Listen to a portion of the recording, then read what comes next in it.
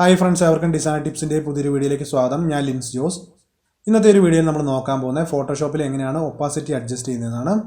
നമ്മൾ വർക്ക് ചെയ്യുന്ന സമയത്ത് ഫോട്ടോഷോപ്പിൽ ഇമേജിൻ്റെയോ അല്ലെങ്കിൽ ടെക്സ്റ്റിൻ്റെയോ ഷേപ്പിൻ്റെയോ ഒക്കെ ഒപ്പാസിറ്റി അഡ്ജസ്റ്റ് ചെയ്യാറുണ്ട്. അപ്പോൾ നമുക്ക് ഇവിടേക്ക് ഒരു ഇമേജിനെ ഓപ്പൺ ചെയ്തുകൊണ്ട് ആ ഒരു ഇമേജിൻ്റെ ഒപ്പാസിറ്റി എങ്ങനെയാണ് അഡ്ജസ്റ്റ് ചെയ്യുന്നത് ഈ ഒരു വീഡിയോയിലൂടെ മനസ്സിലാക്കാം. ഞാനിവിടെ ഒരു ഡോക്യുമെൻ്റ് കൂടി ക്രിയേറ്റ് ചെയ്തിട്ടുണ്ട്.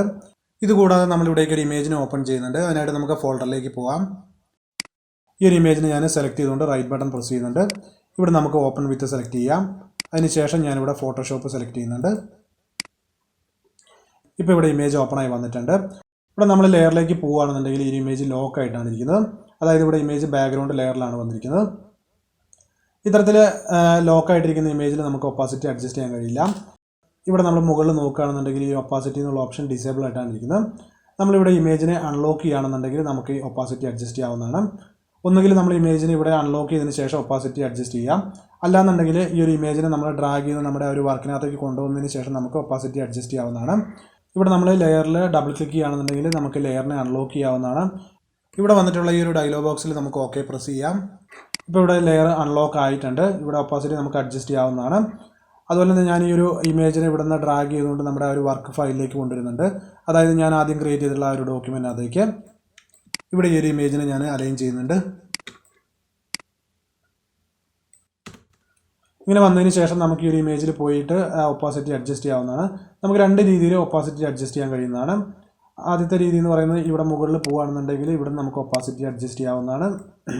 അതുപോലെ വാല്യൂ ടൈപ്പ് ചെയ്ത് കൊടുത്തുകൊണ്ടും ഒപ്പാസിറ്റി അഡ്ജസ്റ്റ് ചെയ്യാവുന്നതാണ്. ഞാനിനി ഇവിടെ ഇതിൻ്റെ ഒപ്പാസിറ്റി ഒന്ന് ഇൻക്രീസ് ചെയ്യുന്നുണ്ട്.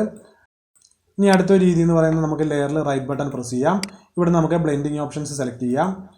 അതിനുശേഷം വന്നിട്ടുള്ള ഈ ഒരു ഒപ്പാസിറ്റി അഡ്ജസ്റ്റ് ചെയ്തുകൊണ്ട് നമുക്ക് ഇമേജിൻ്റെ ഒപ്പാസിറ്റി അഡ്ജസ്റ്റ് ചെയ്യാവുന്നതാണ്.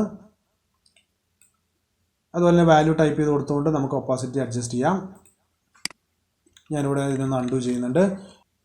അതുപോലെ നമ്മൾ ഈ ഒരു ഒപ്പാസിറ്റി അഡ്ജസ്റ്റ് ചെയ്യാണ്ട് യൂസ് ചെയ്യുന്ന ഷോർട്ട് കീസ് എന്ന് പറയുന്ന നമ്പേഴ്സാണ്. നമുക്ക് 50% ആണ് ഒപ്പാസിറ്റി വേണ്ടതെന്നുണ്ടെങ്കിൽ നമ്മുടെ കീബോർഡിലുള്ള 5 പ്രസ് ചെയ്യാം. ഇപ്പോൾ നിങ്ങൾക്ക് കാണാം, ഞാനിവിടെ 5 പ്രസ് ചെയ്ത സമയത്ത് ഇവിടെ 50% ആയിട്ട് ഒപ്പാസിറ്റി മാറിയിട്ടുണ്ട്. അതുപോലെ 20% ആണ് വേണ്ടതെന്നുണ്ടെങ്കിൽ നമ്മുടെ കീബോർഡിലെ 2 എന്നുള്ള കീ പ്രസ് ചെയ്യുക.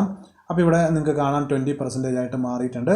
അപ്പോൾ ഈ ഒരു രീതിയിൽ തന്നെയാണ് നമ്മൾ ടെക്സ്റ്റിൻ്റെയോ അല്ലെങ്കിൽ ഷേപ്പിൻ്റെയോ ഒക്കെ ഒപ്പാസിറ്റി അഡ്ജസ്റ്റ് ചെയ്യുന്നത്. അപ്പോൾ ഈ ഒരു വീഡിയോ എൻ്റെ എല്ലാ ഡിസൈനർ സുഹൃത്തുക്കൾക്കും യൂസ്ഫുൾ ആവുമെന്ന് വിചാരിക്കുന്നു. ഈ വീഡിയോ നിങ്ങൾക്ക് ഇഷ്ടമായിട്ട് ലൈക്ക് ചെയ്യുക.